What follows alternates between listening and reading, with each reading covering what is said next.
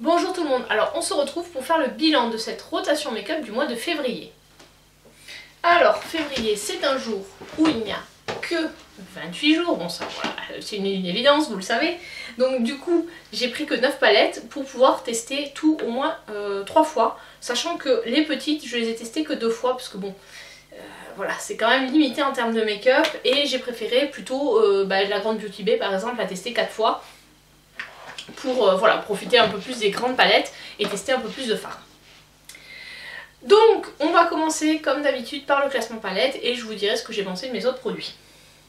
Alors, sans grande surprise, la dernière palette de ce classement, c'est la palette Too Faced Too Femme. Voilà, qui est comme ceci. Qui sent très bon, mais qui m'a beaucoup déçu au niveau de la pigmentation. Je vous ai fait une vidéo sur cette palette, je vous mettrai la vidéo par là, si vous voulez aller la voir. Donc je faisais un maquillage, au total j'ai fait 3 maquillages avec cette palette. Alors j'ai aucun souci sur les couleurs, bon les couleurs classiques on va dire, ces deux là, ce rose ici et ces couleurs là. Par contre c'est ces trois là qui m'ont beaucoup déçu, alors ce qui est dommage parce que c'est vraiment les fards un peu intéressants de la palette qui pour le prix de la palette je ne trouve pas du tout pigmentée, donc c'est pour ça qu'elle est à cette position. Ensuite j'ai mis la petite So Spoiled de BH Cosmetics qui en soi est pas mal, mais bon la pigmentation des lumineux est moyenne. Alors souvent sur ces petits formats de Noël c'est déjà ce qui était passé en 2000, enfin sur ceux de 2020, donc celui de 2021 fait pas trop exception. Après, ça reste correct pour le prix de cette palette. Je vous rappelle que je l'ai payé 5 €. Donc il y a quand même 16 fards. La pigmentation reste correcte. En comparaison avec la Too Faced qui coûte 33 balles avec réduction. Voilà, celle-ci, elle est là, mais bon, elle est vraiment pas si mal que ça. Ensuite, je mets la petite Love, non c'est la Mini Crush de Natasha Denona, qui est somme toute très bien. J'ai trouvé que ce fard là était un petit peu compliqué à travailler, qui s'effritait un peu, donc après c'est un peu le rapport qualité-prix qui fait que je la classe là. Et puis bon, elles sont sympas ces palettes, mais on est quand même limité en termes de maquillage. Après la qualité Natasha Denona est au rendez-vous. Ensuite on va partir sur la Too Faced Christmas in London, qui est, alors je parle vraiment que de la partie fard, c'est pigmentation correcte, alors moins que les palettes métal, mais la pigmentation est correcte. Franchement la pigmentation est meilleure que la Too Femme pardon. Voilà, donc même les lumineux sont sympas. Alors il faut les humidifier pour avoir un peu plus de rendu ou les poser au doigt, mais franchement c'est une bonne palette. Les couleurs sont, c'est du neutre, hein, voilà, vous n'allez pas faire un maquillage fifou. Il y a cette couleur là qui est sympa, moi je l'avais associée avec ces deux couleurs en fait. C'était assez sympa, en plus avec le Fiji Pudging là, c'était vraiment très bien. Donc une palette qui m'a coûté, qui était à 40 € je crois, c'est le prix de base, et j'avais eu moins 20 ou moins 15% dessus, je sais plus exactement. Sachant qu'elle était vendue avec le mascara et qu'il y a en plus les blushs, donc c'est quand même un bon, pour moi c'est un rapport qualité-prix qui reste correct vu la qualité du produit. Voilà, on est sur la qualité quand même Too Faced, ça sent bon, ça sent le caramel je crois. Donc voilà pour cette palette là. Ensuite je mets la Mini Biba de Natasha Denona. Les fards sont très bien, notamment, enfin moi j'adore les mats dans ces tons là en plus. C'est parfait pour faire un maquillage nude. Le lumineux est pas GG, mais voilà, les mats sont vraiment au top, donc voilà pourquoi elle arrive en 5e position. Oui c'est ça, 1, 2, 3, 4, oui c'est ça, il me reste encore 4. Donc j'ai un peu de mal à départager ces deux là, parce que je les aime bien toutes les deux et la cover story est assez différente. Donc on va mettre la Paris en 4e au pied du podium, parce que la Saint-Tropez est quand même plus jolie. Enfin je préfère les lumineux de la Saint-Tropez. Celle-ci est très jolie, ce fard là Arc de Triomphe il est aussi bien sympa, bien lumineux. Hop, là je l'ai estompé quand même un peu. Voilà, une palette de violet avec un peu de rouge, on a de quoi faire. J'ai pas testé cette couleur là, la Tuilerie, qui est un peu un vert. Hop, qui est quand même super pigmentée. J'ai pas été inspirée sur cette couleur là, donc voilà, je l'ai pas testé. Sinon j'ai quasiment testé tous les autres fards.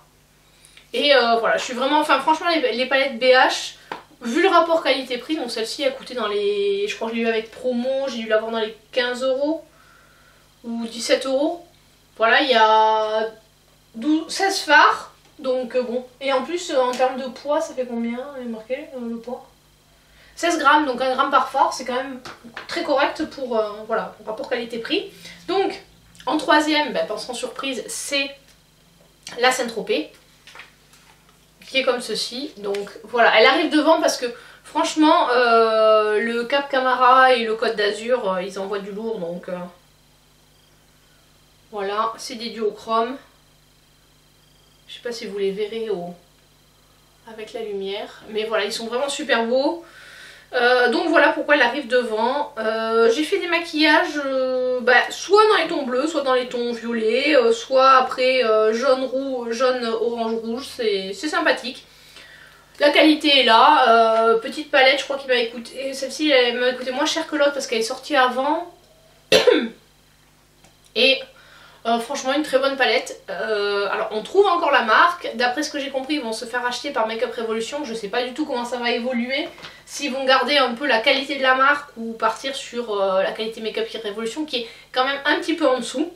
Donc on verra bien, mais bon, si vous pouvez choper les produits avant que la marque soit refondue, ou je sais pas trop comment ça va se passer, mais voilà. Si vous avez l'occasion, n'hésitez pas, franchement ces palettes, elles sont de très bonne qualité. Ensuite, alors, non, allez, en deuxième, c'est la Martin Cosmetics, ce rapport qualité-prix qui fait me la classer là par rapport à la première. Donc elle est très bien, les fards sont très bien aussi. J'ai fait aussi également une vidéo de test que je vous mettrai par là si vous voulez aller voir plus en détail. Il y a pas mal de duochrome. C'est une palette de sombre, voilà, c'est vraiment des couleurs foncées. Donc moi j'utilise avec un phare couleur beige quoi, pour ma paupière, pour mettre en dessous, pour après unifier le reste. Ça, on peut faire des smokies, on peut faire des make-up foncés, on peut faire des make-up dans les tons verts, dans les tons bleus, dans les tons violets. Vous pouvez vous faire plaisir avec cette palette, la qualité au rendez-vous. Donc elle arrive en seconde position de mon classement. Et bon, après c'est le prix qui me fait la classer là en rapport à la première. Donc la première c'est la Fiery 2.0 de chez Beauty Bay. Tout simplement parce que cette palette, je crois qu'en plein prix, je sais plus si c'est 27 ou 23. En plein prix sans les réducs. Donc moi je crois que je l'ai payé 16 €. Voilà. Pour une palette de 42 fards, donc c'est celle que j'ai utilisée aujourd'hui. Les fards sont super bien pigmentés, ils se travaillent hyper bien. Franchement il n'y a rien à dire, vous avez vraiment un large choix de maquillage possible avec cette palette. Les jaunes sont pigmentés, alors ça voilà. Donc quand on regarde la dernière du classement qui coûte 33 balles et ils sont pas foutus de faire des fards pigmentés, et celle-ci qui en coûte 16 avec la réduction, parce que 33 c'est le prix de la Too Faced avec la réduction. Ben voilà, il n'y a pas photo quoi, enfin dans le classement. Alors des fois effectivement je vous dis bah là toutes les palettes sont pigmentées donc je classe selon la color story. Là non, là j'ai vraiment classé au moins la première et la dernière selon la qualité. Après c'est aussi la color story et mes goûts en matière de couleurs qui vont me faire les classer comme ça. Mais franchement entre la première et la dernière, voilà, il y a une grosse différence de qualité. Si vous voulez, voilà, franchement si vous avez un petit budget, la marque by Beauty Bay, ça vous donne quand même un nombre de couleurs. Vous avez 42 couleurs et 1,4 g de produit par phare, donc c'est quand même, ils se moquent pas de vous. Bon après c'est fabriqué en Chine, mais bon voilà, c'est sûr qu'à ce prix là, mais la qualité au rendez-vous. Alors je pense qu'elles sont pas toutes de même qualité, il y en a qui sont meilleures que d'autres, mais celle-ci en tout cas est de très bonne qualité. J'ai pas testé la Fiery 1, j'ai été que la 2.0. L'autre m'intéressait un peu moins parce que je trouvais que c'était plus des nudes chauds. Celle-ci avec ses rouges et ses jaunes, c'est vraiment sympa. Voilà pour le classement palette. Donc je ne sais pas, dites-moi si vous aussi vous avez testé ces palettes, ce que vous en avez pensé. Je me rassois. Alors maintenant on va passer aux autres produits. Alors pour les blushs, donc j'avais les blushs de la Christmas in London. Les 4 là, alors ils sont super pigmentés. Alors autant la palette, les fards à paupières sont moyennement pigmentés, ils sont pigmentés mais bon voilà, comme du tout fait. Autant les blushs, faut avoir la main légère. Là avec le Spice Girl, une fois j'ai pas fait très attention, ouf, heureusement que j'ai vite utilisé mon pinceau poudre pour estomper. parce que c'est vraiment très bien pigmenté. Le seul qui est un petit peu moins pigmenté, c'est le lumineux ici, celui du bas, qui s'appelle The People's Princess, qui est un petit peu moins pigmenté, mais sinon les trois autres sont vraiment très pigmentés. Alors bon, qui sont un peu moins pigmentés, c'est pas plus mal, ça évite d'être trop rouge trop vite.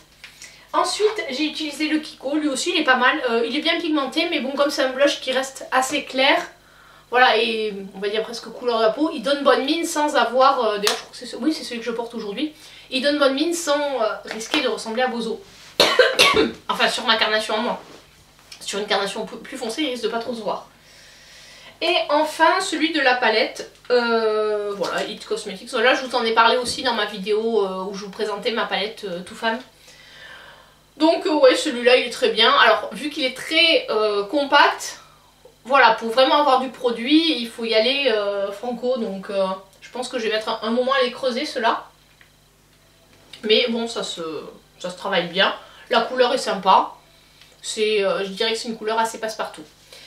Ensuite, le bronzer, j'y suis parce que tant qu'à y être, je vous le présente aussi. Donc lui, c'est le même souci. Ces deux-là, en fait, ils sont super compacts. Donc mon pinceau bronzer habituel, j'ai dû le troquer pour un pinceau beaucoup plus dense pour pouvoir prélever la matière. Et là, aujourd'hui, quand j'ai fait mon teint, j'ai utilisé celui-ci. Et le pinceau était propre, parce que bon, d'habitude, je nettoie pas systématiquement mes pinceaux à l'eau. Je les spray juste avec un spray désinfectant. Voilà, les pinceaux visage, hein, les pinceaux yeux je les utilise qu'une fois, mais les pinceaux visage je les utilise 3-4 jours avant de les mettre au nettoyage. Donc là du coup mon pinceau était vraiment tout propre, tout blanc, et il a fallu un moment pour prélever du produit. Donc ça c'est un peu le reproche que j'ai à faire à cette palette pour le blush et le bronzer. Et mon deuxième bronzer c'est le Ciaté, où il y a 2,2 grammes. Donc voilà, on voit plus trop le petit nœud, il commence un peu à se creuser. Bon, avant d'avoir fini, j'ai utilisé une 12 ou 13 fois ce mois-ci. Donc bon, ça se creuse petit à petit. Donc au niveau des highlighters, donc on va reprendre celui de la palette je ne sais quoi. C'est celui-là. Alors il n'y a pas du tout, l'highlighter n'a pas le même problème que le blush et le bronzer. Lui il a tendance à être un petit peu poudreux, voilà. Donc bon, il n'y a aucun problème pour le prélever. Il est bien, il est très... C'est ce que j'appelle les highlighters passe-partout, c'est ceux qu'on peut porter au quotidien où on va pas ressembler, avoir tout de suite l'effet un peu... vous brillez de mille feux, comme une boule à facettes. Au contraire de celui-ci qui est quand même un petit peu plus... qui envoie un peu plus de lumière. Voilà, je sais pas si on verra bien. Voilà, non mais il se travaille bien. Je veux dire, il est plus portable que ce que je pensais. Ça c'est le Be Perfect Dew Oui. Ah, c'est dur à prononcer, tenez, je vous montre. Je sais pas s'il fait la mise au point. Voilà. Donc, très bien. Il a un peu l'effet humide, quoi. Enfin, on a l'impression que c'est un gel qui devient une poudre. Enfin, c'est pas vraiment crème, mais ça a une texture un peu gel, mais sans être du gel, quoi. Voilà.